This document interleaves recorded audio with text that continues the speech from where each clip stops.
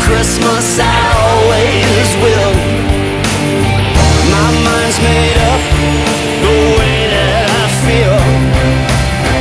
There's no beginning, there'll be no end. 'Cause on Christmas you can depend. With that last situational update out of the way, Dazza's War and Everything returns to do what we do best. But I must admit, I've been rather slack. I'd initially set out to do a new video every week, but a quick count this morning reveals I'm about 10 behind. And so we continue. 2 days before Christmas, I guess it's only fit to do a Christmas piece as my gifts to you all. Today, Dazza's War and Everything addresses how to innocently kill annoying children with deadly toys.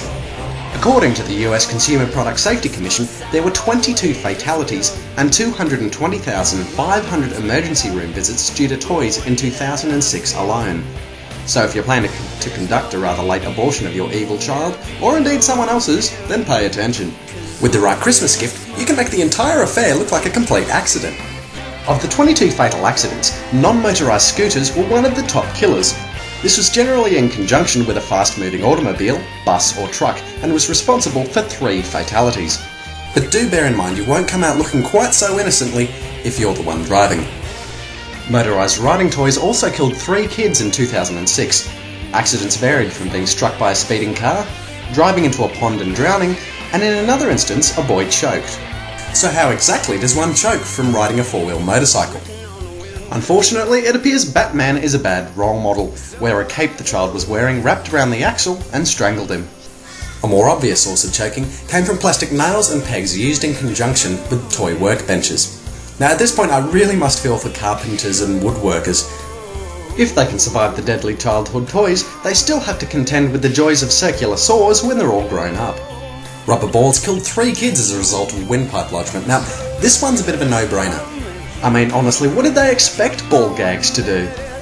Other unspecified balls killed 2 children, one which rolled under a truck, well, ball and the child, and another fell from the 10-year-old girl with sufficient force to induce a cerebral hemorrhage. Neither case should be considered inspirational, as someone's bound to see you throwing the ball either at their head or under that truck. The magnetism that exists between tricycles and swimming pools caused the drowning deaths of 2 children. While this could be easy enough to get away with, bear in mind someone still has the grisly task of scooping them out of the pool afterwards. Surprisingly, the teddy bear was a 2-time killer in 2006. Infants had fallen into containers and toy chests full of them and asphyxiated. So sure, they're nice and cuddly on their own, but get a few of their mates together, give them a few drinks, then they become ruthless killers.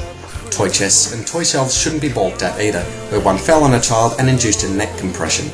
Rubber darts, rubber balloons, and another unspecified plastic toy made up the remainder of the 2006 toy fatalities, caused by windpipe obstruction, resulting in asphyxiation. Since the Consumer Product Safety Commission was established in 1972, it's been harder and harder for parents to off their kids in toy-related accidents. So many of these so-called toys from hell have been taken off the shelves by this regulatory body. A classic example is lawn darts. Essentially, this involved throwing a weighted spike into the air onto a target. However, in 3 separate fatal accidents in 1988, it appeared the targets were people's heads. Lawn darts were then banned from sale. But short of the more aggressive means detailed above, the rapid industrialisation of China, coupled with its complete disregard for quality assurance or product safety, has just had the Western world flooded with toys decorated in lead-based paint. While deliberately lead poisoning children is a long-term strategy, the tools are available if you're prepared to put the time in. In any case, toys hardly represent the most significant of America's unnecessary fatalities.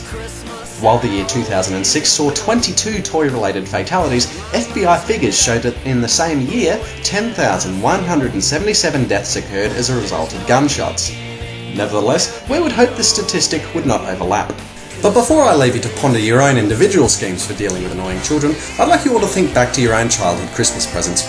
Did your parents give you anything that might be conducive to an accident? If so, what was it? For now, Merry Christmas, Happy Holidays, and good hunting.